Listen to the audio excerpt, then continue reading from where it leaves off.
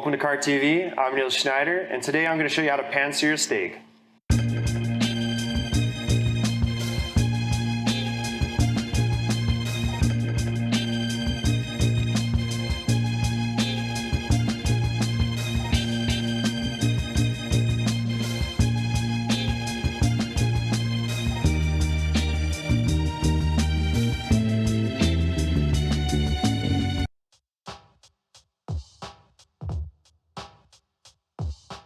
So today I've selected a beautiful Alberta strip loin picked up from my local butcher. But again, this technique can be used for any kind of cut of beef, whether it be your skirt steaks, your tenderloins, or ribeye. I'm just going through method today. I'm just going to grab my steak here firstly.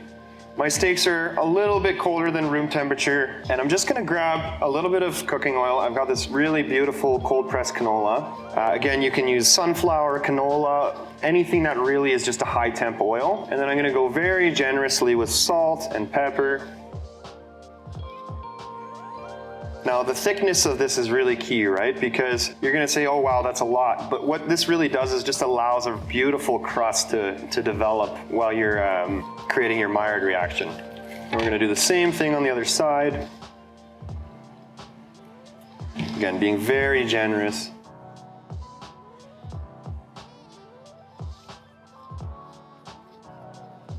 Make sure it's nice and even all the way around. You don't need to worry too much about the fat cap. We're gonna sear that separately. All right, so now that you've seasoned your steak and it's nicely oiled, what we're gonna do is we're gonna actually add a little bit more into a pan, and we're gonna bring it up to a medium-high heat.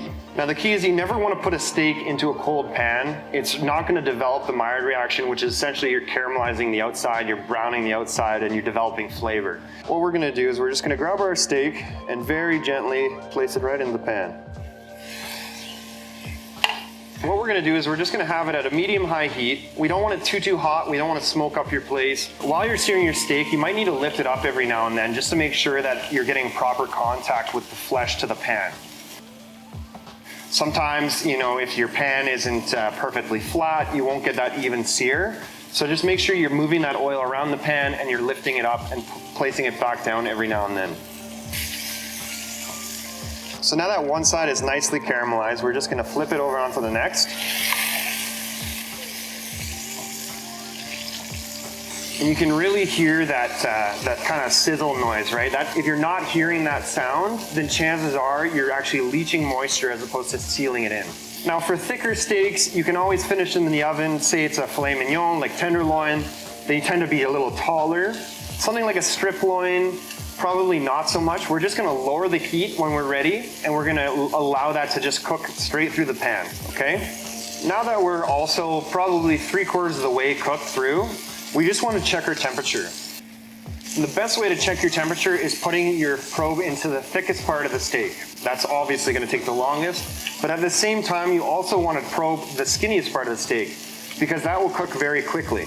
So now that both sides are nicely seared, we're gonna render that fat cap. It's very important to render the fat as it removes that chewiness. All right, now we're gonna probe it one more time. For a medium rare, I'm gonna bring it up to about 46 degrees, and then I'm gonna start basting with butter and herbs. And that's gonna bring it all the way up to our last final stage, where we wanna bring it to about a 49 to 50 degree. And then while it's resting, we'll allow it to carry over that cooking, bring it up to about 53 to 55 degrees. So we're gonna lower the temperature down, and we're gonna cut off a couple knobs of butter here. Again, you can be very generous with this part. We're gonna grab 2 cloves of garlic. We're just gonna crush it.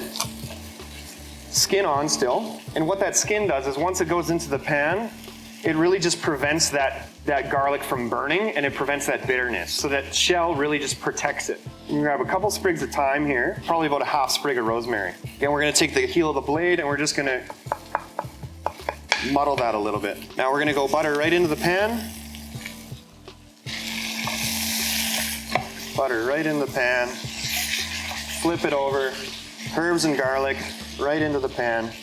Bring that temperature back up just a little bit. Allow those herbs to start crackling. And then you're gonna tilt your pan forward and you're gonna baste.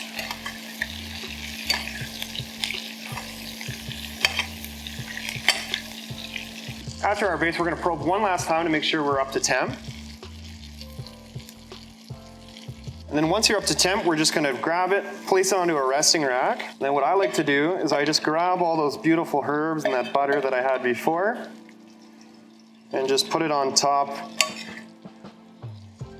and allow that to kind of rest right through.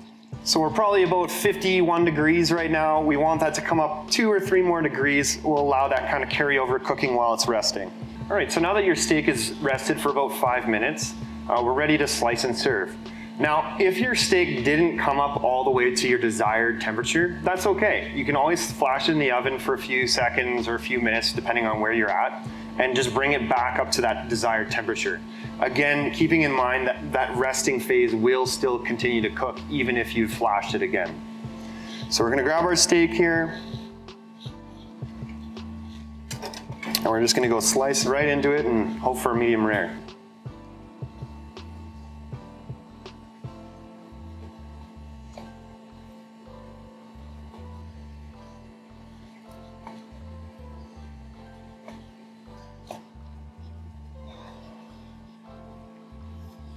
I'm Nils Schneider, thanks for tuning in to KartTV, and that's how you pan sear a steak.